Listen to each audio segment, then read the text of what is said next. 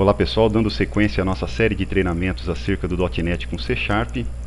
Hoje vamos tratar especificamente dos tipos enumerados, ou como mais conhecido como enumeradores ou enum, e também vamos falar um pouquinho sobre conversão entre tipos ou casting. Vamos iniciar então com os tipos enumerados.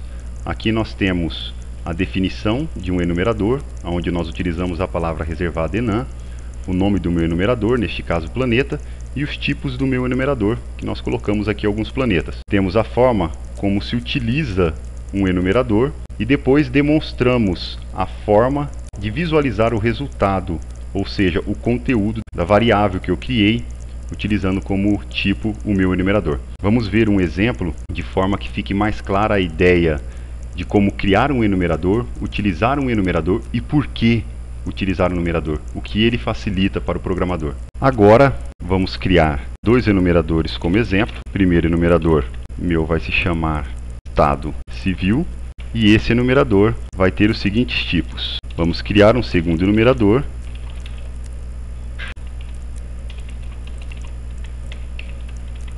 e esse enumerador vai ter os seguintes tipos. A sintaxe e a forma de criar é bem simples.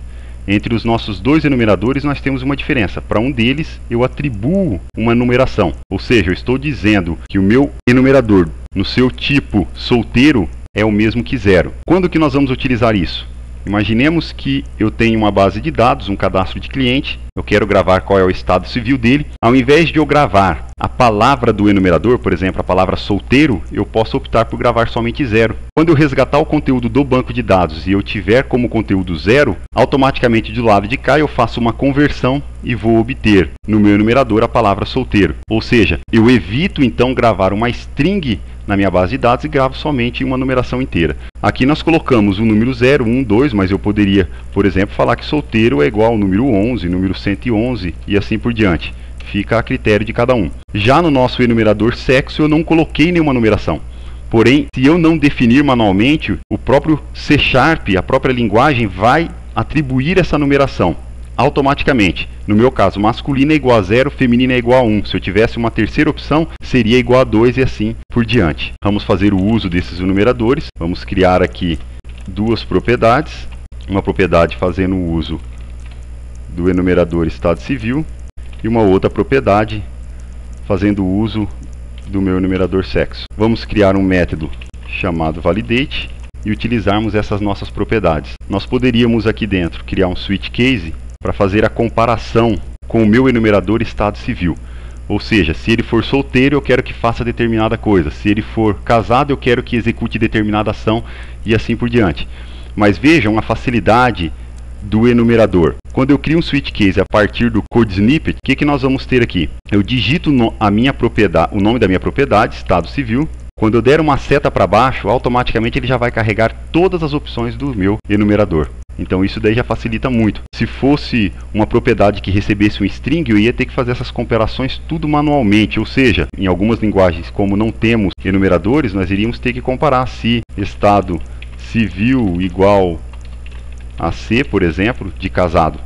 Mas correndo o risco de o conteúdo estar em letra minúscula e eu estar comparando com letra maiúscula ou vice-versa. Eu teria que ficar fazendo conversões para maiúsculo ou para minúsculo para realmente evitar um bug na minha aplicação. Com o enumerador eu já não tenho essa preocupação. Eu tenho que comparar, eu sou obrigado a comparar com os meus tipos do enumerador ou eu teria um erro em tempo de compilação da aplicação.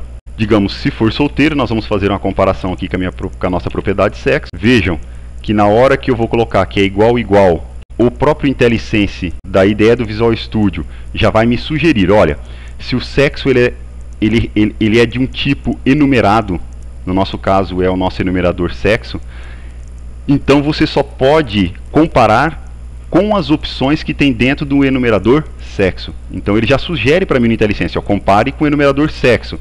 Agora, se for igual ao quê?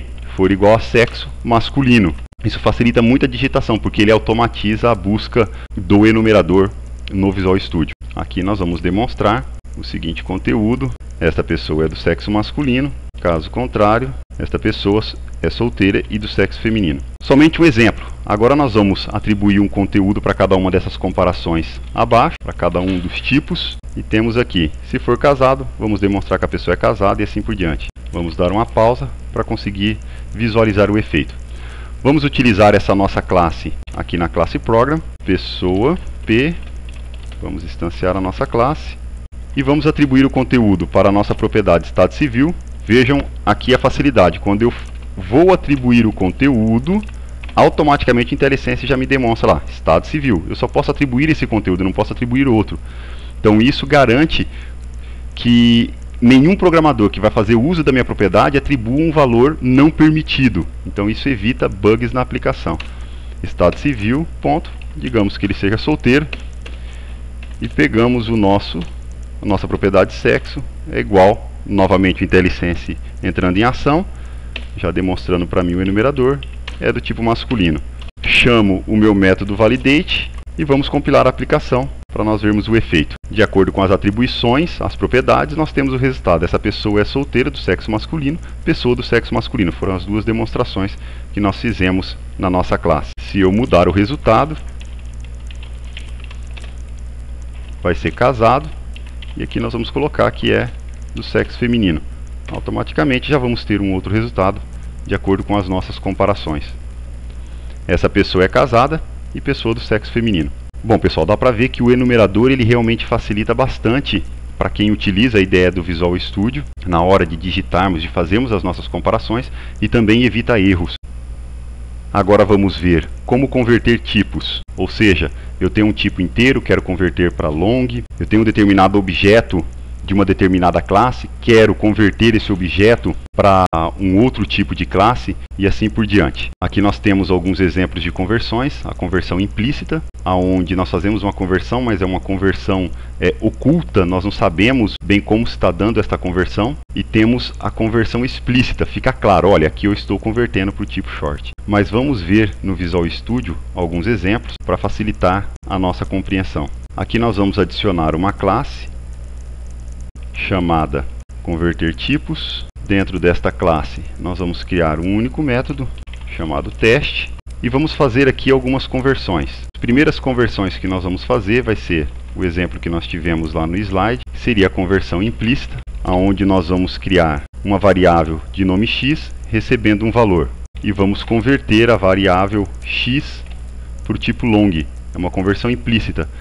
Como long recebe inteiro, ou seja, ele não vai ter nenhum problema de eu simplesmente colocar y igual a x. Aqui ele está fazendo a conversão implícita. Eu não preciso determinar aqui para que tipo eu estou convertendo. Nós vamos demonstrar na tela esse resultado. Vamos demonstrar o resultado de x e y. Vamos fazer uso dessa nossa classe. Vamos comentar esse código. E vamos usar a nossa classe converter tipos. c.teste.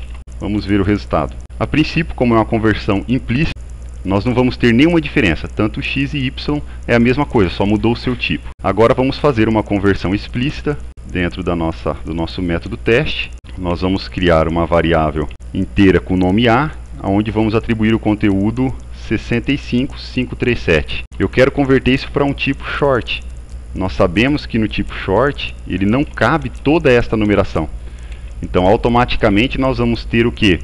Se eu tentasse converter de uma forma implícita, nós já temos um erro. Ele vai dizer em tempo de compilação que ele não consegue fazer uma conversão explícita. Ou seja, eu vou ter que forçar a conversão. Falar, para que tipo eu estou querendo converter?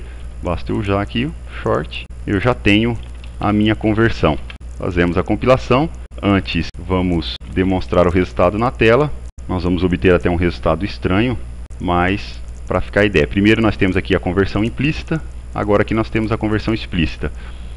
O resultado do nosso inteiro continua 65537, só que do nosso short nós vamos ter o 1 como resultado, porque não cabe toda essa numeração de um inteiro dentro do short. Vamos ver aqui agora outras formas de conversão. Um exemplo bem simples seria nós convertermos utilizando a classe convert. Ou seja, eu crio uma variável com o nome C do tipo short e utilizo a classe convert, chamando o método toInt16 convertendo o tipo 30 para short, ou seja, a numeração 30, né, o tipo 30 para short, e demonstro o resultado. Um outro exemplo seria string f igual convert.toString. Vou pegar a numeração 1, 2, 3, automaticamente eu já tenho a conversão. Uma outra forma de criar string seria f igual, pego o meu valor de A e converto para toString. Essa seria uma outra forma de fazer conversões. Em vez de f, vamos criar como g. Aqui nós não temos nenhum erro.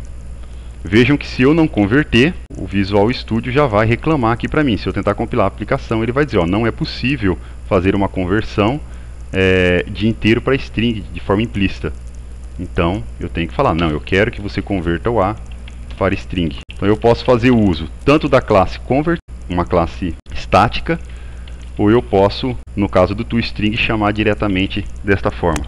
Agora nós vamos fazer um outro tipo de conversão que nós chamamos de downcast ou upcast. Para isso nós vamos criar aqui uma outra classe.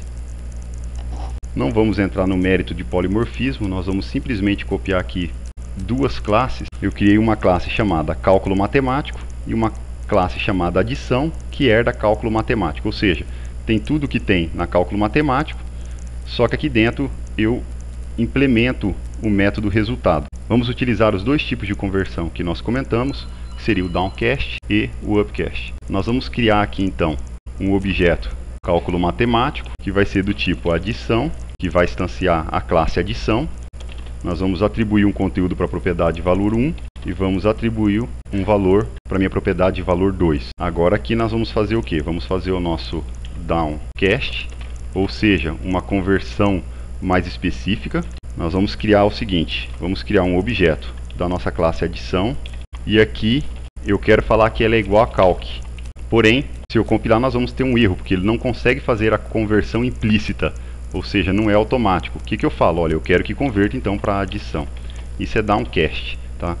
Vejam que nós criamos aqui a classe, o tipo dela é cálculo matemático, porém eu instanciei a classe adição. Então aqui eu estou fazendo um downcast, uma conversão mais específica, ou seja, eu estou retornando ela para o tipo adição.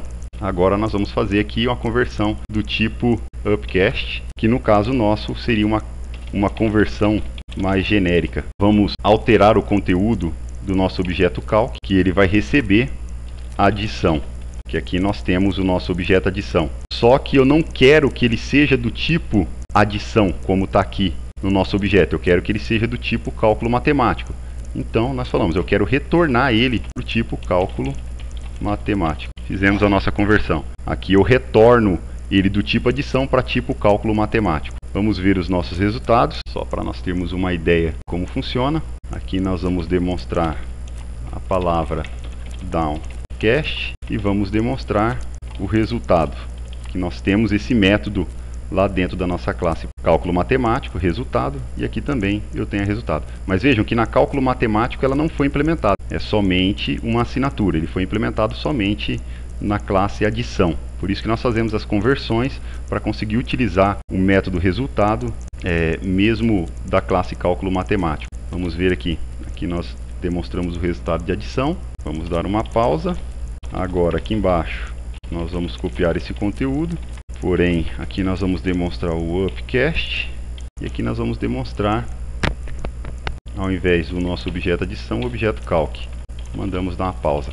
Vamos ver os resultados. Aquela nossa conversão implícita, explícita. Aqui temos o downcast, que deu 55, e o upcast, também resultado 55, porque nós utilizamos os mesmos valores para ter o resultado. A ideia que nós queríamos deixar com o downcast e o upcast é que nós podemos fazer a conversão de um objeto onde o seu tipo é de uma determinada classe, nós podemos converter para um outro objeto que o seu tipo é uma classe diferenciada. Bom pessoal, essa era a ideia que nós queríamos trazer para vocês, tipos enumerados e das conversões entre tipos. Espero ter ajudado e até o nosso próximo treinamento.